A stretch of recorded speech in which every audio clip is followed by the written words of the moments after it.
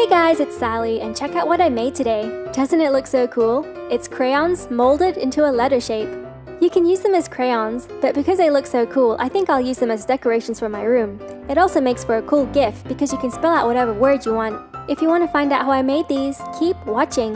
If you haven't already, don't forget to click the subscribe button to become an official member of the Sugar Snap Club. I upload 6 new videos a week, Tuesday through to Sunday. So don't forget to hit the notification bell as well. For this project you will need some crayons, obviously, a silicone letter mold, and a baking tray. Alright guys, let's get started.